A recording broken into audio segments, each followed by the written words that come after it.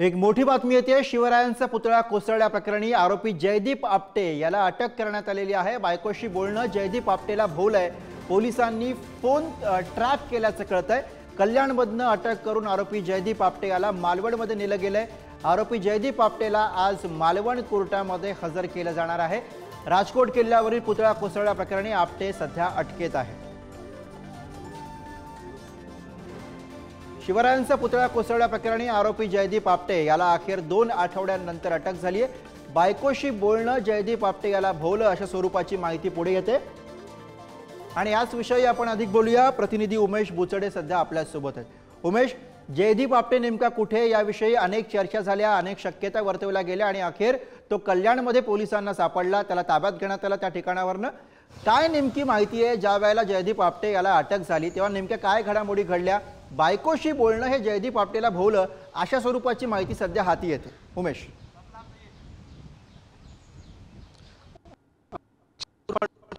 आपटे यांना आहे कारण तो घरी भेटायला आला होता।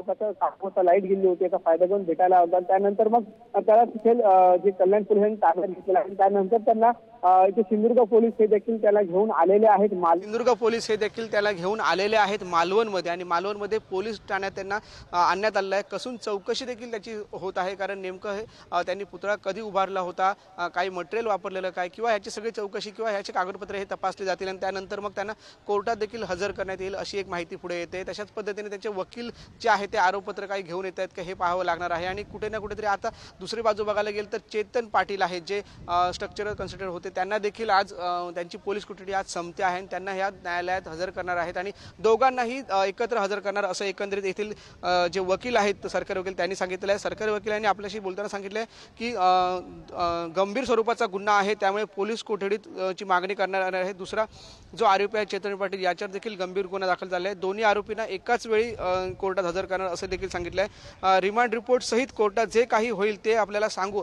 असं देखील येथील जे वकील आहेत जे सरकारी वकील आहेत तुषार भनगे यांनी सांगितलेलं आहे। म्हणजे कुठेतरी आता सध्याच्या आपण मालवण कोर्टाच्या बाहेर आहोत। आपण जी परिस्थिती बघतोय की मालवण एका बाजूला पोलीस स्टेशनमध्ये जयदीप आपटे यांची चौकशी सुरू आहे आणि दुसऱ्या बाजूला आता थोड्याच वेळात दोघांनाही एकत्र कोर्टात हजर करतील आणि न्यायालय काय सांगते हे आपल्याला पाहावं लागणार आहे गुरु एकंदरीत। बरोबर, त्यामुळे आज कोर्ट काय म्हणते हे पाहणं महत्त्वाचं आहे। धन्यवाद या सगळ्या सविस्तर माहितीसाठी।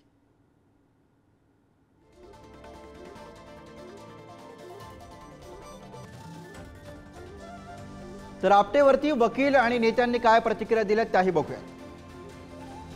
असा गुन्हा आहे हा, त्याच्यामुळे पोलीस जास्ती करून पोलीस कस्टडीचीच मागणी करणार। अजून माझ्याकडे रिमांड रिपोर्ट आलेला नाही, पण माझ्या मते जो दुसरा आरोपी होता पाटील त्याच्यावर जी कलमं लावण्यात आलेली होती म्हणजे BNS ॲक्ट कलम 109, 110 आणि जी बाकीची कलमं होती त्याप्रमाणेच लावलेला आहे। आपटेंना अखेर अटक झाली आहे। इतक्या दिवसांपासून शोधत होते, अखेर सापडलेलं आहे। काय आता भावना आहे? नाही, त्यांच्यावरती कारवाई व्हायलाच पाहिजे। जर त्यांची चूक आहे, त्यांनी जो पुतळा उभा केला होता आणि तो जर अशा निकृष्ट दर्जाचा जर पुतळा असेल आणि तर शिल्पकारावरती कारवाई होणं गरजेचं आहे। चूक असेल तर आपटावंच लागेल ना शेवटी। का नावच आपटे आहे, चूक केली असेल त्यांच्या चुकीचं या महाराष्ट्राने काही नुकसान सहन करायचं का? छत्रपती शिवाजी महाराज आमची प्रेरणा आहे, अस्मिता आहे, आस्था आहे, आमचा आत्मा आहे, आमचा प्राण आहे, अभिमान आहे। छत्रपती शिवाजी महाराजांच्या पुतळा तयार करताना जर त्यांनी जीव ओतून केला नसेल तर कायद्याने मग त्यांना शिक्षा करायची नाही का? शिक्षा होईल, इथं कुठेही माफी नाही। जयदीप आपटे यांना अटक होण्याआधी